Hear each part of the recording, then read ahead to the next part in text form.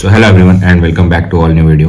और आज की इस वीडियो में मैं आप लोगों के साथ डिस्कस करने वाला हूँ क्वांट से रिलेटेड एक ऐसी स्ट्रेटजी जो कि मैं बोलना चाहूँगा कि the only video you need for quant. अगर तुम इन सभी एग्जाम पे फोकस कर रहे हो, RRB PO, IBPS slash SBI clerical का जो एग्ज़ाम होता है, इन तीन एग्ज़ाम पे अगर तुम्हारा फोकस है और आरआरबी को भी आप इसमें इंक्लूड कर दो तो आपको इससे बाहर कुछ भी नहीं करना है। इस वीडियो को पूरा देख लेना, भले ही मेरा प्रेजेंटेशन सिंपल पेन पेपर पे हो, बट डेफिनेटली आपको अपने एक्सपीरियंस के साथ बताऊंगा और मैंने एग्ज़ाम निकाला हुआ है तो इसके लिए बता रहा हूँ कि आपको और कोई भी वीडियो देख के भटकना नहीं पड़ेगा। और जिस तरह से एक बिगिनर स्टार्टिंग के टाइम में बहुत ज़्यादा कंफ्यूज होता है कि उसे कौन से टीचर से पढ़ना है, इज इट एनफ और नॉट, कौन सा मॉक सही है, इसी में उसका 3-4 महीना समय चला जाता है। और जब तक मैं उसे प्री के लिए अच्छे से प्रिपेयर हो जाना चाहिए था, मेंस के लिए 50-60% उसे प्रिपेयर हो जाना चाहिए, इतना दिन में उसे सिर्फ डिसाइड करने में ये समय बीत जाता है और एग्ज़ाम उसका निकलता नहीं है, फिर से वो रिपीटर बनता है। तो इन सभी चीज़ों से तुम ईजिली बच जाओगे। तो करना क्या है, जैसे क्वांट में हमारा 3 टॉपिक होता है और ये एसबीआई पीओ और आईबीपीएस पीओ के लिए इसलिए मैं नहीं बोल रहा हूँ, ऐसा नहीं कि ये तुम्हारा यहाँ काम नहीं है। अगर तुम इतना कर लेते हो तो इसमें 75-80% तुम इसके भी कर लोगे, बट डिफरेंस ये हो जाता है कि इसमें अगर तुम्हारा अच्छा है क्वांट तो तुम 30-35 अटेम्प्ट तक डेफिनेटली जा सकते हो। मैंने खुद किया हुआ है, मेन्स में मैं बात कर रहा हूँ। बट यहाँ पे अगर तुम अच्छा भी रहोगे फिर भी तुम 15-20 तक ही जा पाओगे, कोई रेयर 25 तक चला जाता है। बट एसबीआई और आईबीपीएस पीओ में ये डिफरेंस हो जाता है कि यहाँ पे क्वेश्चंस काफ़ी ज़्यादा लेंथी हो जाते हैं और 3-4 क्वेश्चन, मतलब एक क्वेश्चन में 3-4 क्वेश्चन, 3-4 कॉन्सेप्ट यूज़ होता है जहाँ पे और टाइम प्रेशर भी रहता है और एक तरह से फियर मॉन्गरिंग भी किया जाता है इन एग्ज़ाम को लेके। तो वहाँ पे अटेम्प्ट्स ऑटोमेटिकली गिर जाते हैं। तो हम लोग वापस टॉपिक पे आते हैं। तो क्वांट में 3 चीज़ होता है। पहला तो होता है कि स्पीड मैथ्स, ठीक है। आफ्टर दैट एरिथमेटिक, जिसका आपको डर बैठाया जाता है, एंड एक हमारा टॉपिक आ जाता है डीआई का। अब मैं आपको बताऊंगा सेक्शन वाइज आपको कैसे इसे मतलब टैकल करना है। और ये चीज़ दो तरह के लोगों के लिए रहेगा। एक रहेगा जिनका अभी बेसिक्स क्लियर नहीं है, यानी कि बिल्कुल ही बिगिनर जिसे बोल सकते हैं, बिल्कुल ही बिगिनर है। और एक है हमारा जो थोड़ा सा मॉडरेट लेवल पे, मतलब उनका बेसिक्स तो क्लियर है बट वो टाइम लग जाता है उन्हें, या समझो कि 50% टॉपिक उनका कवर्ड है बट रेस्ट 50% में वो लैग करते हैं। तो ध्यान से देखो, स्पीड मैथ्स, इसके लिए तुम्हें जो चीज़ सबसे पहले नहीं करनी है, जो वीडियोस आते हैं कि कैलकुलेशन स्पीड कैसे बढ़ाएं, बिल्कुल नहीं देखना है। कोई भी वीडियो तुम्हें हेल्प नहीं करेगा। और अगर तुम कॉम्पिटिटिव एग्जाम के लिए प्रिपरेशन कर रहे हो और तुम्हें वीडियो देखने की जरूरत पड़ रही है कि मल्टीप्लिकेशन कैसे करें, एडिशन कैसे करें वहाँ पे ट्रिक यूज़ करके, तो भाई लानत है तुम्हारे ऊपर। Sorry for being harsh, but ये रियलिटी है। अगर तुम्हें ऐसी वीडियोस देखनी पड़ रही हैं कि जहाँ पे तुम्हें कॉन्सेप्ट सिखाया जा रहा है कि डिवाइड कैसे किया जाता है, मल्टीप्लाई कैसे किया जाता है, आप इसे क्विकली कैसे कर सकते हो, नहीं करना है। सपोज एक क्वेश्चन मतलब आता है 58 इंटू 69, तो अगर तुम्हें 1 बॉक्स में नहीं आता है करने तो definitely go for the traditional method. कितना समय तुम बचा लोगे? 5 से 7 सेकंड, और उससे ज़्यादा कुछ नहीं ना। बट ये 5 से 7 सेकंड में तुम गलती बचाने के चक्कर में गलती करोगे अगर तुम्हें ये नहीं आता और तुम इसे ज़बरदस्ती अपने दिमाग में बैठाओगे कि किसे कैसे याद करना है।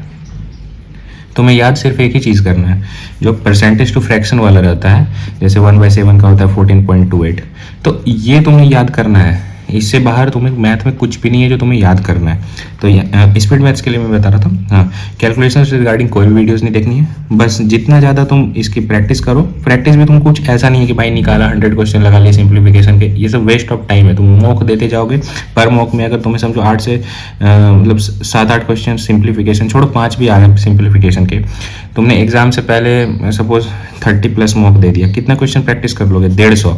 और ये जो स्पीड मैथ आता है, तुम अरिथमेटिक बनाते जाओगे तो इसका एक पोर्शन तुम्हारा इजीली वहाँ से कवर होते जाएगा। तुम्हें इसके रिगार्डिंग कोई भी वीडियोस वगैरह देखने की जरूरत नहीं है। सिंपल थोड़ा सा टेबल याद कर लो भाई, 20 तक, कहानी खत्म है। इससे बाहर तुम्हें कुछ नहीं जाना है। और तो ये तो हो गया स्पीड मैथ्स वाला पोर्शन। और इसको एग्जाम में अटेम्प्ट करने का एक तरीका बताता हूँ, ट्रिक नहीं।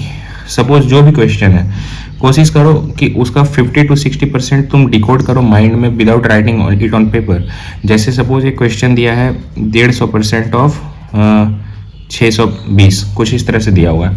तो तुम्हें ये चीज़ तुम्हारे दिमाग में ऑटोमेटिक आना चाहिए कि परसेंटेज तो 2 जीरो मैं यहाँ से कैंसिल कर सकता हूँ और इसे 62 गुना 15 कर सकता हूँ। और 62 गुना 15 करने के लिए हम लोग क्या कर सकते हैं, 15 छके 900 और 15 दूनी 30, तो 930 में डायरेक्ट यहाँ से डिकोड कर लूँगा विदाउट राइटिंग इट। तो ये सभी चीज़ें सीखो और ये सभी चीज़ें सिर्फ और सिर्फ प्रैक्टिस से आएंगी। आफ्टर दैट हमारा टॉपिक आता है एरिथमेटिक।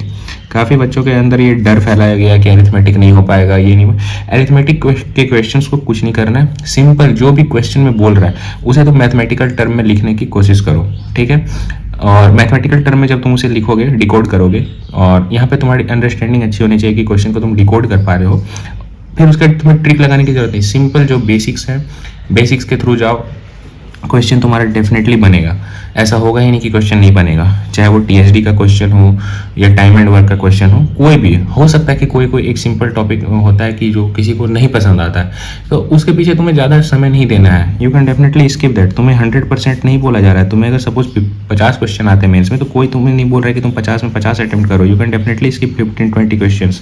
तो तुम्हें बस उसे स्किप वाले बास्केट में डाल देना है। तो और अरिथमेटिक के लिए बताते हैं कि बेसिक कैसे हम लोग करेंगे। तो बेसिक्स करने के लिए अरिथमेटिक का सबसे पहले हमें जो करना है कि अगर तुम्हें जीरो नॉलेज है, मैं यहाँ पे बोलूँगा कौशिक सर की वीडियोस हैं 3-4 घंटे करके टॉपिक वाइज, शायद 3-4 साल पुरानी हो चुकी हैं, उन वीडियोस को एक बार गो थ्रू करो।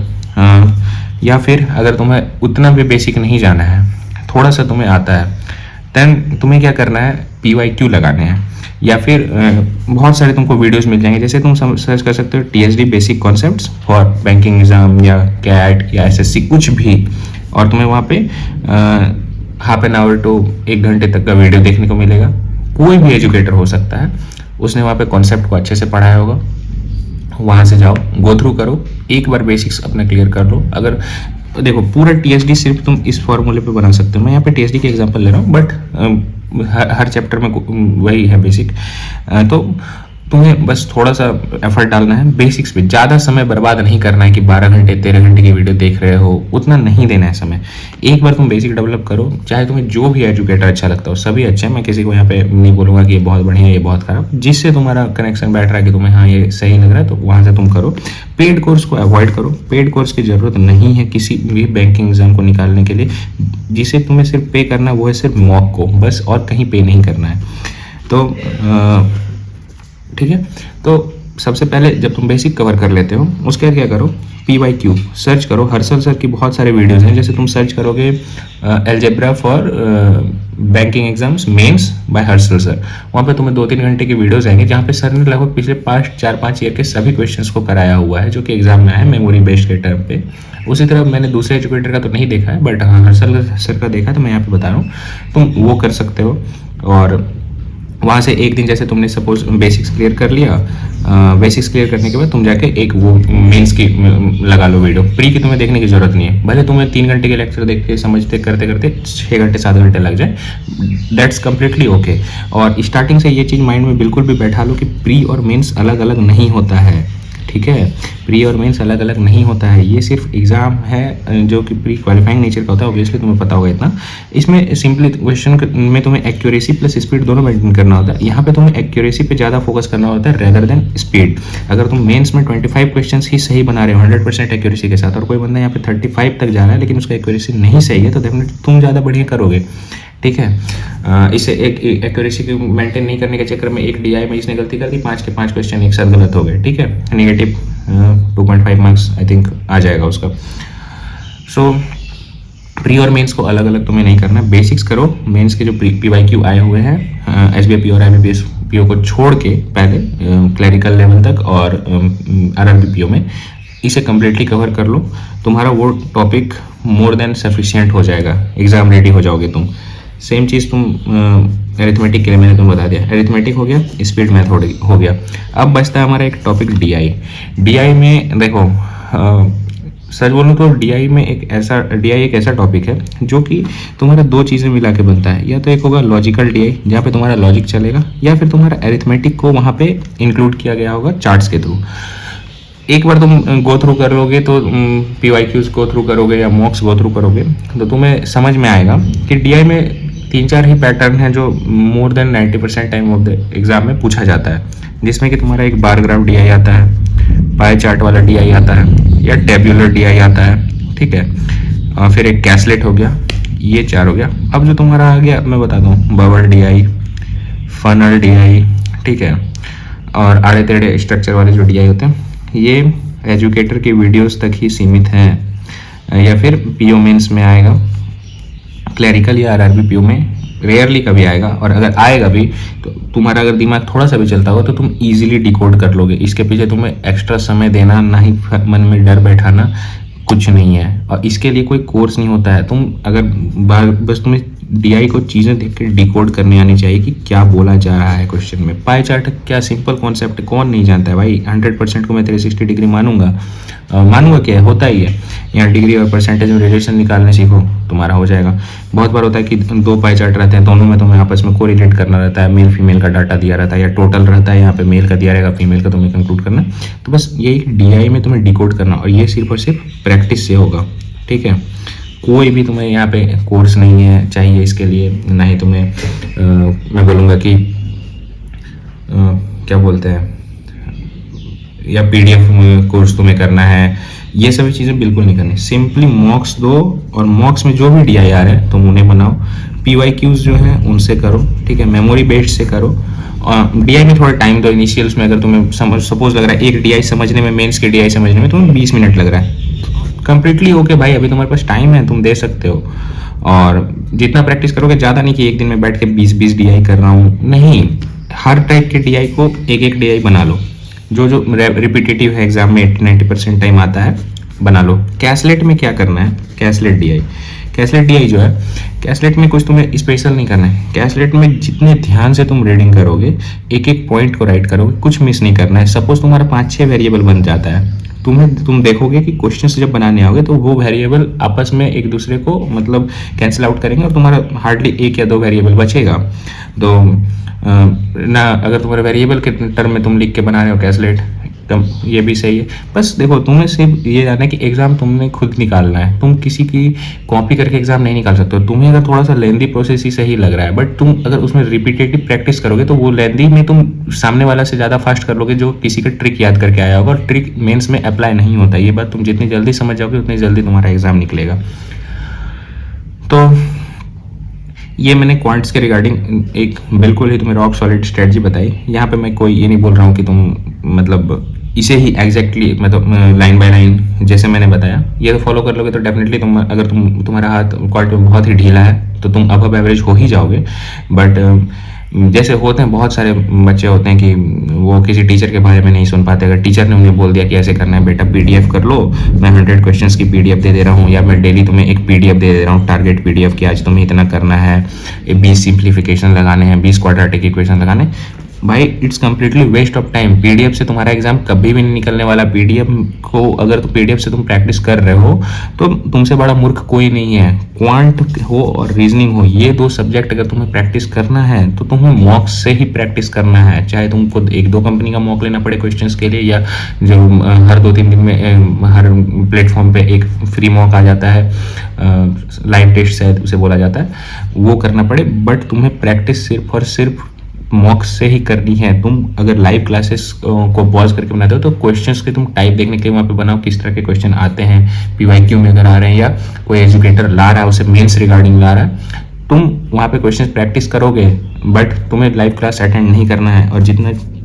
और ये सब मिस्टेक जो मैं तुम्हें बता रहा हूँ कि लाइव क्लास तुम नहीं अटेंड करोगे, तुम्हारा जब एग्जाम निकल जाएगा तब तुम्हें ये बातें समझ में आएगी। जिस बंदे का एग्जाम नहीं निकला हुआ है वही तुम्हें देगा कि डेली टू डू लिस्ट बनाओ, ये करो, ठीक है, पहले लिखो कि आज मुझे क्या करना है। ये सब बिल्कुल भी वेस्ट ऑफ टाइम है, नहीं काम करता है ये सब। हार्डली 4-5% के लिए काम करे बट नहीं करता है। मेजोरिटी जिन्होंने एग्जाम निकाला है उन्होंने क्राउड से हट के सोचा है, तब जाके उनका एग्जाम फर्स्ट अटेम्प्ट में निकला है, या फिर एक बार उन्होंने सपोज इनिशियल जैसे मैंने खुद दिया था कि पहली बार चलो उतना नहीं पढ़ा है, एक महीना पढ़ा हुआ है, फॉर्म आता है भरा, किसी ने भैया दीदी ने बता दिया तो चलो बैंकिंग का फॉर्म भर दिया, देख लिया कैसा होता है। बट नेक्स्ट टाइम जब दिया तो रॉक सॉलिड ऐसा किया कि एक बार में एग्जाम क्लियर हो गया।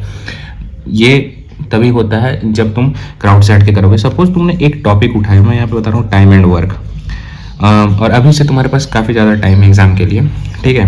टाइम एंड वर्क तुमने उठाया, तुमने इसे ख़त्म करने में बेसिक्स और सपोज 40-50 क्वेश्चन तुमने प्रैक्टिस किए, तुम्हें इसमें लगे 7-8 घंटे एक दिन के। ऑब्वियसली तुम नहीं पढ़ पाओगे, एग्जॉस्ट हो जाओगे, तुम्हारा दूसरा कोई कोई बात नहीं है, तुम नेक्स्ट दिन आके कोई दूसरा टॉपिक कर लो, रीजनिंग में कर लो या कहीं पे भी कर लो। तुम्हें क्वांट ख़त्म करने में, अगर तुम अभी ज़ीरो पे हो, तुम्हें क्वांट ख़त्म करने में 15 से 20 दिन से ज़्यादा नहीं लगेगा। अगर तुम बिल्कुल भी बिगिनर भी हो तो भी तुम्हें 15 से 20 दिन, क्योंकि 10th तक मैथ्स हमने पढ़ी है, इसमें कोई डाउट नहीं है। अभी तुम्हें बिल्कुल ऐसे सीखना है कि ये एक लिमिटेड सोर्स है, मतलब ये बास्केट मुझे भरना है और मैं इसमें डेली डेली करके करूँगा तो 15 दिन में ये भर जाएगा। जैसे तुम इसे पार्ट्स में तोड़ देते हो तो तुम्हारा टारगेट इजीली अचीवेबल हो। तुम्हें ये नहीं करना कि चलो मैंने परसेंटेज उठाया तो ये मेरे लिए पहाड़ टॉपिक है, नहीं, तुम्हें सिंपल ऐसे टारगेट रखना कि इसे एक दिन में ख़त्म कर ही देना है। ख़त्म ऐसे कर देना है कि मैं इसका 80 to 90% क्वेश्चन सॉल्व करने लग जाऊँ, और जब ये तुम्हारा 15-20 दिन में खत्म हो जाएगा तब तुम मिक्स सेट ऑफ क्वेश्चन जब सॉल्व करोगे तब तुम्हारा देखना कि तुम धीरे धीरे करके, पहले स्टार्टिंग में तुमसे 60% क्वेश्चन बनेंगे, जब तुम एनालाइज करोगे, जब तुम दोबारा देखोगे तो तुमसे जो 40% नहीं बना होगा इसमें से भी तुम्हारा ऑलमोस्ट 90% क्वेश्चन बन जाएगा।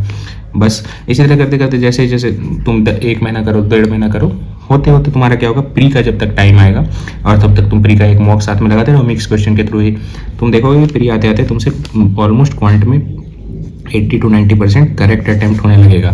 और यही और पर डे तुम अगर मेंस के भी सपोज साथ साथ पैरेलली 10 से 20 क्वेश्चन लगाते जा रहे हो, तुम देखोगे कि तुम्हारा प्री खत्म होगा, तुम्हें पता ही नहीं चलेगा कि मैंने प्री और मेंस के लिए सेपरेट प्रिपरेशन किया, और प्री तुम्हारा इजीली निकलेगा और मेंस के लिए भी जो तुम्हें बीच में गैप का टाइम मिलेगा, तब फिर जब तुम मेंस की मॉक लगाने स्टार्ट करोगे हर दिन या हर अल्टरनेट डेज पे, तो देखोगे तुम्हारा मेंस के लिए भी मतलब क्वांट ऐसा हो गया कि तुम 30+ इजीली अटेम्प्ट करके आ जाओगे।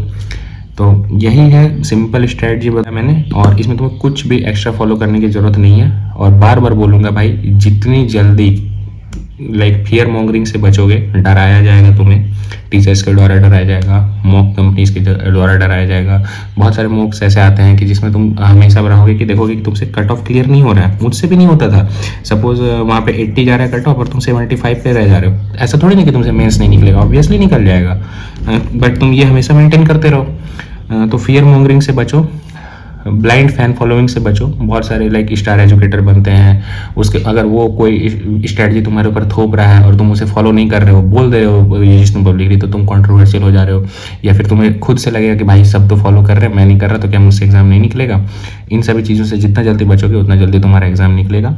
और ये मैंने खुद सिलेक्शन लिया हुआ है, तभी मैं तुम्हें बता रहा हूँ। बाकी अगर तुम्हें लगता है कि नहीं भाई किसी की मतलब गुणगान करते रहना है हमेशा बैठ के और डरना है, लोग डराने के लिए बैठे हुए हैं मार्केट में इन सभी एग्ज़ाम्स के लिए। सोचो कि लोग जेई निकाल देते हैं, कैट निकाल देते हैं, नीट निकाल देते हैं 2-3 साल की प्रैक्टिस है, और 2-3 साल में तुमसे नॉर्मल बैंकिंग एग्जाम अगर नहीं निकल रहा है तो डेफिनेटली कोई ना कोई फॉल्ट है अंदर में या तुम्हारी प्रैक्टिस में। और ये नहीं बोलूँगा कि डेफिनेटली तुमसे अगर नहीं निकल रहा है तो तुम बिल्कुल ही बर्बाद हो गए। बहुत सारे लोग होते हैं कि वो लाइक इससे भी बाहर दुनिया है। जॉब एक बार ज्वाइन करोगे समझ में आएगा कि जितना ज़्यादा ड्रीम तुम्हें बेचा जाता है उतना नहीं है। इट्स ए सिंपल जॉब, काम करो, हाँ एक स्टेबिलिटी आ जाती है लाइफ में, बट कुछ ऐसा भी नहीं कि तुम तो पैसा कमाने लग जाओगे। बट यही है, जिस लेवल का एग्ज़ाम है उस लेवल का इनपुट दो, और थोड़ा सा बार बार बोल रहा हूँ कि क्राउड से हट के सोचो, तभी जाके एग्ज़ाम निकलेगा। Till then take care and make sure subscribe the channel. और अगर तुम मुझसे कनेक्ट होना चाहते हो, लाइक किसी भी तरह का डाउट है, देन मैंने अपना इंस्टा ID शायद पिन कमेंट में डाला हुआ है या डिस्क्रिप्शन में भी तुम्हें देखने को मिलेगा, और मैं यहाँ पे स्क्रीन पे भी आ रहा होगा।